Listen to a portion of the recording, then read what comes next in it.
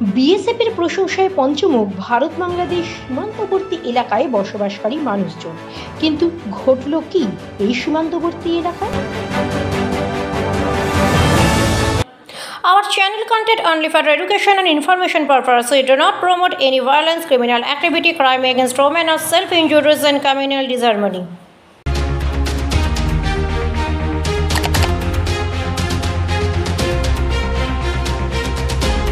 তাদের সুরক্ষা অনেকটাই নির্ভর করে বিএসএফ এর নজরদারির উপরে।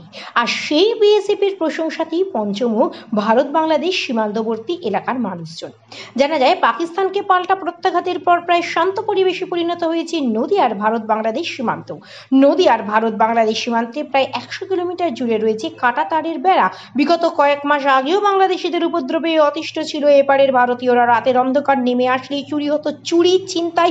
নিশিরাতে ঘুমের সুযোগ নিয়ে বাড়িতে ঢুকে চুরি করত গবাদি পশু থেকে শুরু করে দুষ্কৃতীরা গৃহস্থের আসবাবপত্র, এছাড়াও চোরা কারবারিরা সীমান্তের কাঁটা তার পেরিয়ে অনায়াসে ঢুকে পড়তো ভারতে, করত দুষ্কৃতিক কার্যকলাপ, চালাতো সীমান্তে অমানবিক অত্যাচার। সীমান্তবর্তী এলাকার বসবাসকারী মানুষদের এখন দাবি অনেকটাই স্বস্তিতে রয়েছেন তারা। উল্লেখ্য, বাংলাদেশের সাথে ভারতের সম্পর্ক ছিন্ন হবার পর থেকে প্রায় উত্তপ্ত হয়ে উঠত নদিয়ার ভারত বাংলাদেশ সীমান্তের এলাকা। কিন্তু পরবর্তীতে পেহেলগাঁওয়ে জঙ্গি কার্যকলাপের পর যখন পাল্টা ভারত প্রত্যাঘাত দিতে শুরু করে, তার সেই সময়তে স্বরাষ্ট্র মন্ত্রকের নির্দেশে গোটা দেশে স্পর্শকাতর সীমানাগুলিতে বাড়ানো হয় বিএসএফ এর নজরদারি। একইভাবে নদিয়ার ভারত বাংলাদেশ সীমান্তেও করা হয়েছে নজরদারির বাড়বাড়ন্ত। নদিয়ার গেদে সীমান্ত এবং কৃষ্ণগঞ্জ বিধানসভার ভারত বাংলাদেশ সীমান্তের এই পরিস্থিতি তৈরি হওয়ায় এখন অনেকটাই স্বস্তিতে রয়েছেন সেখানকার মানুষজন।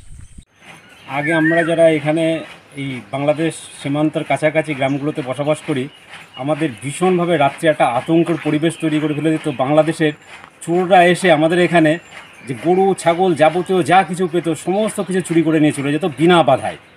এছাড়াও আমাদের সীমান্তের কাছাকাছি যে সমস্ত জমি জায়গায় আমরা চাষবাস করি সেই সমস্ত ফসলগুলোও তারা কেটে নিয়ে যায়, এমনকি নষ্ট করে দিয়ে যায়, যাতে সেগুলো আমাদের কোনো কাজে না লাগে।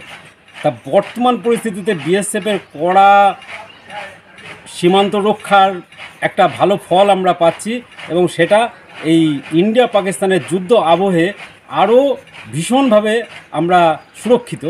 যা আজকে কোনো চোর এবং আমাদের ফসল নষ্ট করবার সাহস আজকে বাংলাদেশে কোনো লোক কিংবা প্রশাসনের তরফ থেকে সাহস দেখাতে পারছে না।